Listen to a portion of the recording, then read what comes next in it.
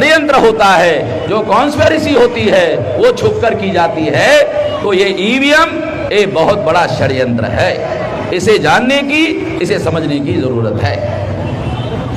और ये समझाने के लिए देश भर से लेकर कन्याकुमारी तक ये परिवर्तन यात्रा हमने निकाली। ये नरेंद्र मोदी ने सीएए का कानून बनाया, एनपीआर का कानून बनाया, एनआरसी का कानून बनाया। कब बनाया? 303 सीटों पर जीत हासिल करने के बाद बनाया ना।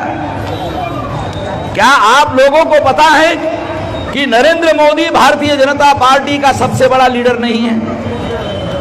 भारतीय जनता पार्टी का सबसे बड़ा लीडर जो है अटल बिहारी और आडवाणी। वो अपने जीवन में पूरी ताकत लगाकर 182 से ज्यादा सीटें नहीं जितवा पाया।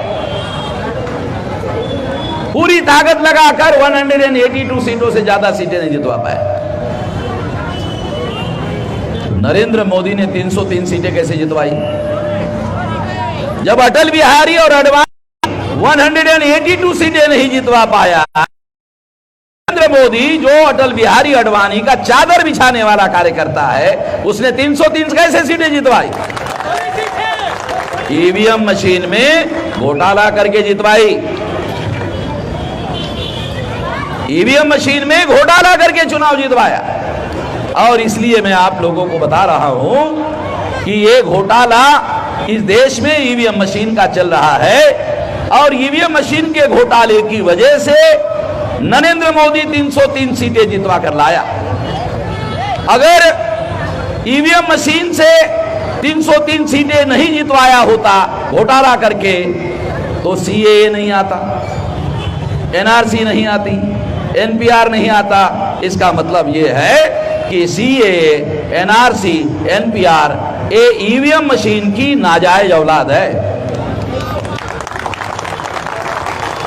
ये जो सीएए का कानून है, एनआरसी का कानून है, एनपीआर का कानून है, ये ईवीएम मशीन की नाजायज औलाद है। ये हमें समझना जरूरी है। मुसलमान सीएए का विरोध कर रहे हैं, अच्छी बात है। एनपीआर का विरोध कर रहे हैं, अच्छी बात है। एनआरसी का विरोध कर रहे हैं, अच्छी बात है। मगर ये कानून तो ईवीएम की वजह से आया। ईवीएम इन तीनों कानूनों से सबसे ज्यादा खतरनाक है। इसके बारे में विरोध होना चाहिए। और अगर इसको खत्म करने के लिए मुसलमान सारे देश भर में पहल नहीं करेंगे, तो ये जो 3 कानून आए ये अभी खत्म नहीं है, आगे बहुत खतरा बढ़ने वाला है आप लोगों का। मैं आप लोगों को बता रहा हूं, इसको खत्म करो। आप लोगों का वोट 0 कर दिया ईवीएम ने। आप लोगों का वोट, मुसलमानों का वोट वैल्यू 0 हो गया। 0 हो गया तो आप लोग भविष्य में अपना डिफेंस, अपनी सिक्योरिटी करोगे कैसे? अरे वोट का अधिकार है जिससे आप अपनी सिक्योरिटी कर सकते हैं। वो वोट का अधिकार नहीं बचा पाओगे तो कहां की सिक्योरिटी होगी? इसे समझने की जरूरी बताओ, इसे जानने के लिए बता रहा हूं। 2009 में कांग्रेस ने ईवीएम में घोटाला करके चुनाव जीता। ये घोटाला लोगों को मालूम ना हो इसलिए आरएसएस बीजेपी से समझौता किया। ये समझौते की वजह से दिल्ली में कांग्रेस ने समझौता किया, इसकी वजह से दिल्ली में बीजेपी सत्ता में आई। ये समझना जरूरी है, ये जानना जरूरी है। और ये जानने से आपको पता चलेगा हमें आगे भविष्य में करना क्या होगा, क्या नहीं करना होगा। ये आपको बता रहा हूं। अब आपको मैं सीएए के बारे में, एनआरसी के बारे में और एनपीआर के बारे में कुछ बातें आपको समझाना चाहता हूं। इसे समझना बहुत जरूरी है। सीएए पाकिस्तान का नाम बताकर नरेंद्र मोदी ने कानून बनाया। नाम किसका लिया? पाकिस्तान का। कि पाकिस्तान में जैन, बुद्धिस्ट, हिंदू, पारसी, सिख, क्रिश्चियन इन लोगों पर अत्याचार होगा। और वो नागरिक अगर भारत में आएंगे तो आने के बाद उनको नागरिकता देंगे। इसके लिए कानून बनाया। ऐसा नरेंद्र मोदी सारे देश के लोगों को बताता है। सारे देश के लोगों के सामने देश का प्रधानमंत्री झूठ बोलता है। क्यों ऐसा बोल रहा हूं झूठ बोलता है? कि अगर नागरिकता देने के लिए कानून बनाया, नागरिकता छीनने के लिए कानून नहीं है, नागरिकता देने के लिए है, ऐसा प्रधानमंत्री कहता है। तो मैं आपको बताना चाहता हूं 2015 में नरेंद्र मोदी ने 43,000 लोगों को नागरिकता दी, सीए कानून नहीं था। 43,000 लोगों को नागरिकता दी और सीए का कानून नहीं था। कानून जो है, फिर कौन से कानून के तहत नागरिकता दी?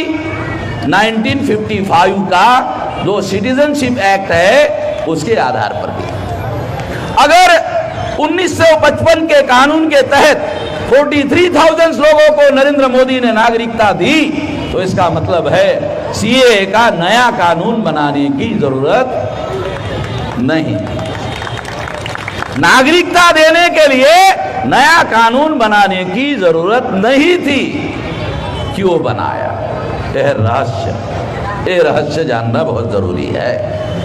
इस कानून में एक विशेषता है, इसमें मुस्लिम शब्द को डिलीट किया गया है। आपको समझाने के लिए बता रहा हूं, बात समझ में आनी चाहिए। काय के लिए डिलीट किया?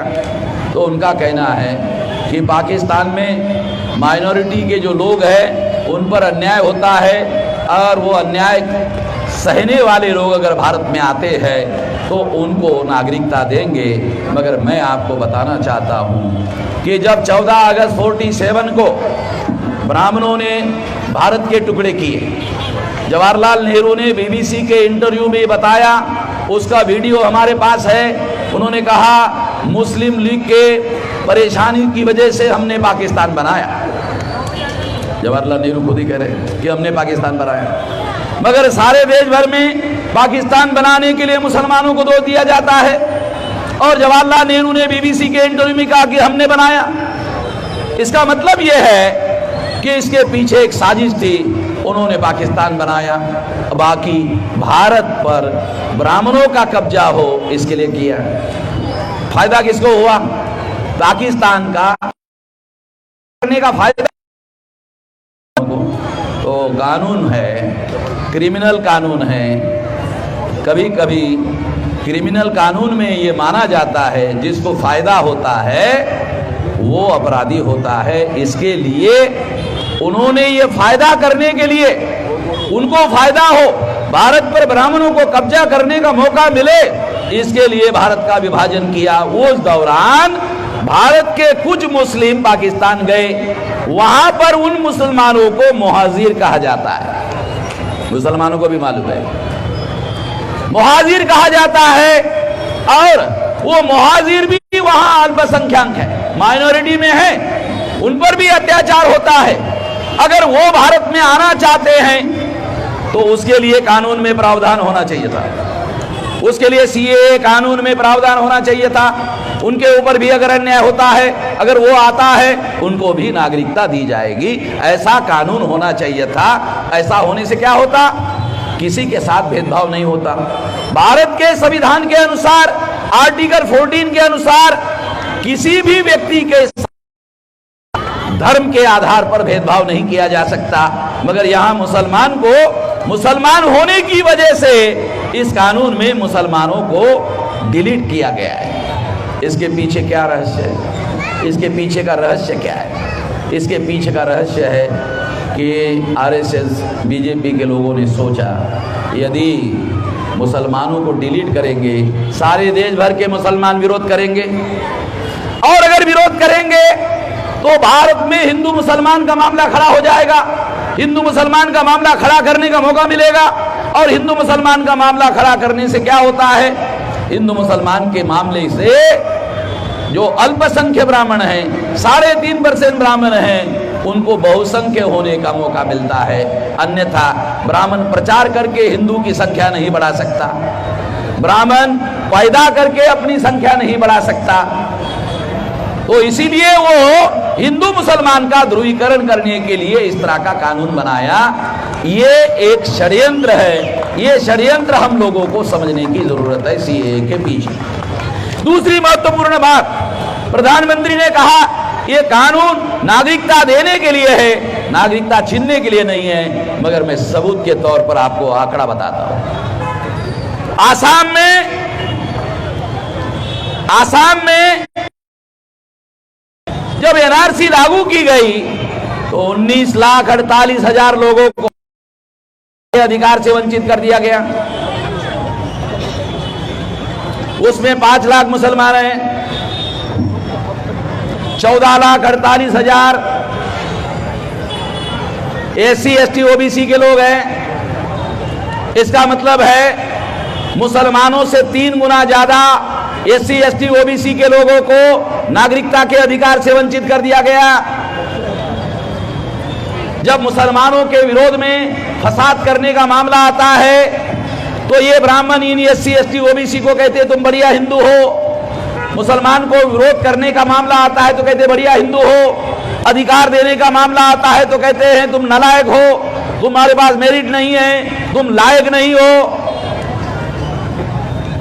ये बात आप लोगों को समझने की जरूरत है, ये बात जानने की जरूरत है, ये बात समझने की जरूरत है। और इसलिए मैं आप लोगों को बता रहा हूं कि आसाम में 5 लाख मुसलमानों को एनआरसी में निकाला, नागरिकता के अधिकार से वंचित किया, और 14,48,000 SC ST OBC के लोगों को निकाला।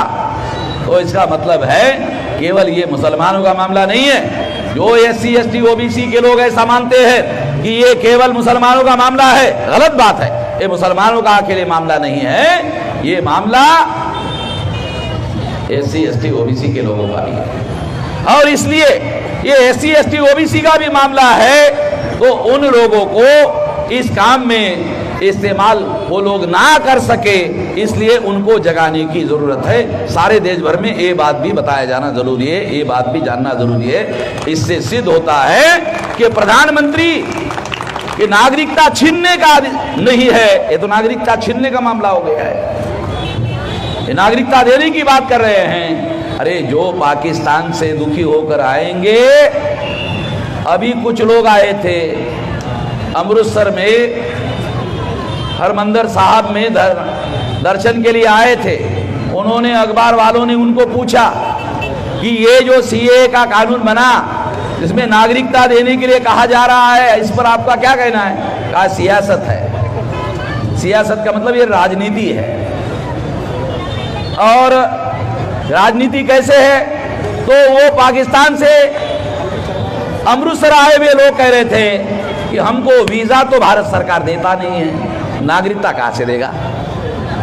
हमको वीजा नहीं देते, नागरिकता देने की बातें कर रहे हैं। अरे वीजा नहीं देते हमको, भारत में दर्शन करने के लिए आना है तो उसके लिए वीजा नहीं देते, तो नागरिकता कहां से देंगे?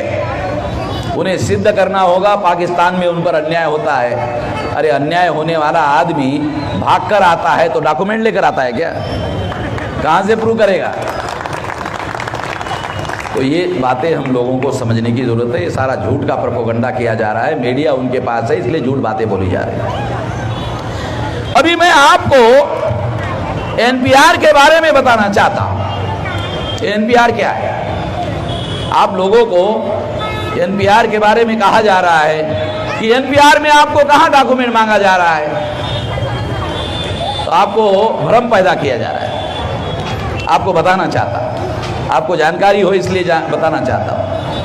NPR में जब कोई प्रगणक आपके घर में आएगा तो आपको पूछेगा आपका नाम क्या है, आपकी उम्र क्या है, आपके पिता का नाम क्या है, उम्र क्या है,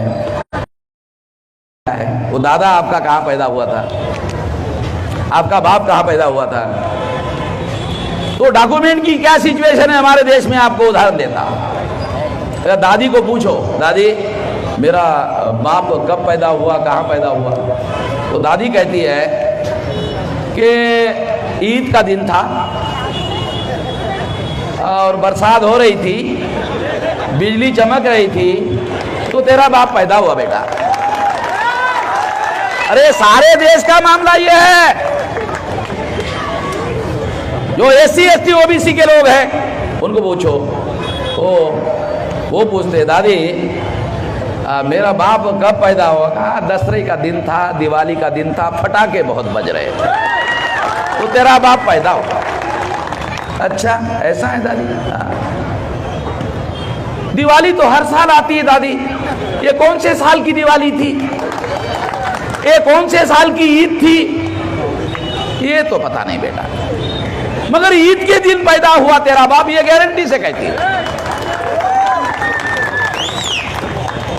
बरसात थी, बिजली चमक रही थी, ये दादी तेरे को कैसे पता?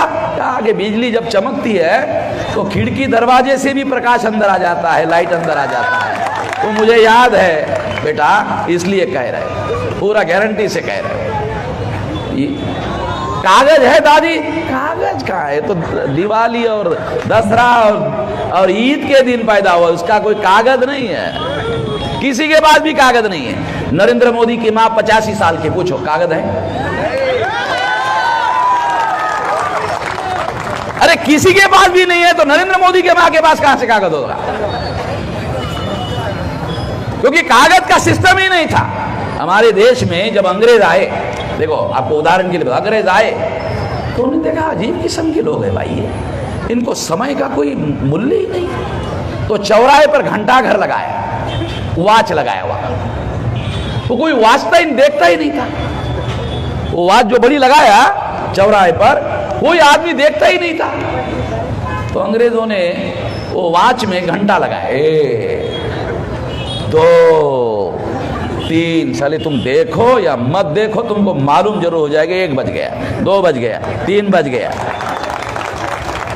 ये तो अंग्रेजों ने हमारे देश में आने के बाद ये जनसंख्या का डाटा इकट्ठा करने का काम शुरू किया। पहले तो ऐसा कुछ होता ही नहीं था। और भारत सरकार ने 1969 को 69 को कानून बनाया, जन्म प्रमाण पत्र का 85 में लागू किया। अरे जब 85 में लागू किया, हमारा आदमी सरकार के पास जाएगा, सरकार को पूछेगा हमारा जन्म प्रमाण पत्र का कागज दो। सरकार के पास ही कागज नहीं, सरकार के पास कागज नहीं है और सरकार लोगों से कागज मांग रही है। जब सरकार के पास ही कागज नहीं है और सरकार हम लोगों को कागज मांग रही है, अजीब किस्म की बात है। अब सरकार कहती है हम लोग विदेशी घुसपैठियों को भारत से भगाना है, तो हम कौन सा समर्थन कर रहे हैं? अगर कोई विदेशी घुसपैठिया भारत में घुस गया है तो निकालो, हम क्या कह रहे हैं उसको रखो, निकालो। अरे मगर एक घुसपैठी को पकड़ने के लिए 132 करोड़ को परेशान क्यों कर रहे हो? कौन से कानून के तहत परेशान कर रहे हो? चोर को पकड़ना है, 1000 की बस्ती है, तो पुलिस वाला चोर को ही पकड़ेगा या 1000 लोगों को परेशान करेगा? अजीब किस्म का कानून है। ऐसा तो कोई कानून है नहीं कि हजारों को परेशान किया जाए, ऐसा कोई किसी प्रकार का कोई कानून नहीं है। एक और भी बात आपको बताना चाहता हूं, अगर किसी के ऊपर आरोप है, पुलिस किसी को पकड़ के ले जाती है और पुलिस चौकी में उसकी पिटाई करती है कि तूने ही हत्या की, बोलता मैंने तो नहीं की। दूसरे दिन भी पिटाई करती है, कहता है लिख के देते हो क्या कि मैंने की। फिर तीसरी बार पिटाई करता है, वो जबरदस्ती से उससे लिखवाया जाता है। फिर मैजिस्ट्रेट के पास जाता है, मैजिस्ट्रेट पूछता है ये तूने लिख कर दिया, ये तेरे को मंजूर है कि तूने हत्या किया? नहीं, ये तो डंडे मारने की वजह से लिख कर दिया। मैजिस्ट्रेट के सामने वो आदमी कहता तो डंडे मारने की वजह से लिख कर दिया। तो जो डंडे मार कर लिखा जाता है, लिखवाया जाता है, उसे सही नहीं माना जाता। अब एनपीआर में आपसे जानकारी ली जाएगी, आपसे ही जानकारी ली जाएगी और लेने के बाद तहसीलदार ऑफिस में लेके जाएंगे। लेके जाने के बाद वहां जब उनको लगेगा कि ये आदमी के दादा का कोई कागज उपलब्ध नहीं है, तो उसमें डी मार्क होगा। डी का मतलब है डाउटफुल सिटीजन। हो गया, लग गया डी। डी लगते ही आपका मामला शुरू हो गया, आपका सत्यानाश का मामला शुरू हो गया। डी कैसे लगता है? आप जानकारी दोगे तो लगता है, जानकारी नहीं दोगे लगने का सवाल नहीं है। अगर आपने जानकारी दी तो उसके आधार पर लगेगा डी। जानकारी आपने नहीं दी तो डी नहीं लगेगा। और डी लगने के बाद नोटिस आएगा। नोटिस आने के बाद आपको कहा जाएगा कि आपका दादा कहां पैदा हुआ, उसका दस्तावेज दो, उसके बाद होगा। तो इसलिए सबसे पहले आप लोगों को क्या करना होगा, एनपीआर में किसी प्रकार का कोई भी बातचीत आपको करना नहीं है। तो इंडिविजुअल लेवल पर आप रोक नहीं लगा सकते, इंडिविजुअल लेवल पर आप रोक नहीं लगा सकते, तो आपको मोहल्ला लेवल की कमेटियां बनानी होगी। हमने बहुजन क्रांति मोर्चा के द्वारा 29 जनवरी को भारत बंद करवाया था और उसके बाद अभी 26 मार्च को भारत बंद करवाया गया है। तो इसके लिए सारे देश भर में मोहल्ला कमेटियां बनाई जा रही है।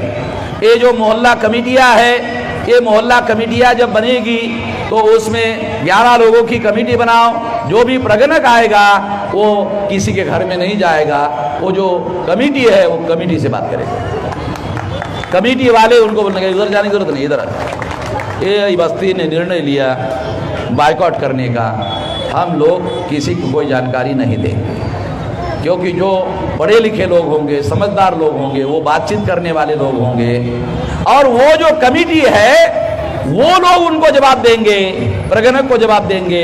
ये कमेटी जो राष्ट्रीय स्तर का बहुजन क्रांति मोर्चा की जो कमेटी है, नेशनल कमेटी है, नेशनल लेवल पर बायकॉट आंदोलन जो शुरू किया जा रहा है, ये उसकी कमेटी होगी। अगर आपने आइसोलेशन में कमेटी बनाई, अगर आप आइसोलेशन में अकेले में काम किया, ये मामला राजमंत्री का नहीं है, ये मामला एक जिले का नहीं है। सीए का कानून, एनपीआर का कानून नेशनल लेवल का है। अगर आप लोकल लेवल पर उसका विरोध करोगे तो सरकार की मशीनरी के सामने आपका निभाव लगने वाला नहीं है। राष्ट्रीय स्तर का आंदोलन खड़ा करना होगा, राष्ट्रीय स्तर का, और नरेंद्र मोदी वर्सेस भारत की लड़ाई शुरू होनी चाहिए। ध्यान रखो, नरेंद्र मोदी वर्सेस भारत सरकार, नरेंद्र मोदी वर्सेस भारत के लोग, ऐसी लड़ाई अगर आप शुरू करोगे तब जाकर के इसका विरोध कर सकते हो। आइसोलेशन में अकेले अकेले करोगे तो सरकार के सामने अकेले अकेले कोई टिकाव लगने वाला नहीं है, ध्यान रखो। अब एनपीआर की जानकारी देने के बाद एनआरसी आएगी। एनआरसी में आपको नागरिकता के अधिकार से वंचित करने का कानून है, तो एनपीआर को ही रोको, एनआरसी आने का सवाल ही नहीं है। अगर एनपीआर रोक दिया तो एनआरसी आएगी ही नहीं। 2, 4, 5 लोग करेंगे तो सरकार जबरदस्ती कर सकती है। अगर सारा देश उठकर खड़ा हो जाएगा तो सारे देश का मुकाबला नहीं किया जा सकता, मुकाबला नहीं करेंगे, ऐसा करना होगा, ये करना होगा। इसके लिए हजरत मौलाना सज्जाद नोमानी साहब और हमने एक कॉल दिया सारे देश भर में, सारे देश भर में पिछले बार कॉल दिया था, लाखों संगठन के लोग इसके साथ लग गए थे और अब की बार उससे कई ज्यादा मामला होगा। ग्रास रूट लेवल पर यह मामला हम लोग लेकर जाएंगे। हमारा संगठन 31 स्टेट में चल रहा है, 542 जिलों में चल रहा है, 3,500 तहसीलों में चल रहा है, 22,000 ब्लॉक में चल रहा है, 1.5 लाख गाँव में चल रहा है। ये हमारा अपना एक संगठन है और हजारों हजार संगठन, लाखों संगठन मिलकर लड़ने का मामला है। अगर सारे लोग मिलकर ये लड़ाई हम लड़ते हैं तो निश्चित रूप से इसका मुकाबला करना संभव है। ऐसा करना होगा। ऐसा करने के लिए सारे देश के लोग मिलकर करने के लिए, सारे देश के लोग मिलजुल कर लड़ने के लिए अगर तैयार होते हैं तो सफलता आपको मिलेगी। ऐसा करना होगा। कितने लोग तैयार हैं ऐसा करने के लिए? हाथ खड़े करें। चलो, सभी लोग तैयार हैं, सभी लोग तैयार हैं तो आप लोगों को सफलता मिलेगी। 50% तो आज ही मिल गई, 50% आपने हाथ खड़ा कर दिया, यही मिल गई 50%। अब 50% मोहल्ला कमेटी बनाते ही मिल जाएगी, ज़्यादा कुछ करने की जरूरत नहीं है। जो करेगी मोहल्ला कमेटी करेगी, मोहल्ले के लोग कमेटी वाले देखेंगे और राष्ट्रीय स्तर पर मैं और हजरत मौलाना सज्जाद नोमानी देखेंगे। आपको सारे देश भर में हम इसको देखेंगे। तो ये लड़ाई इस तरीके से लड़नी होगी। आपने मेरी बात ध्यान से सुनी, इसके लिए आभार, धन्यवाद।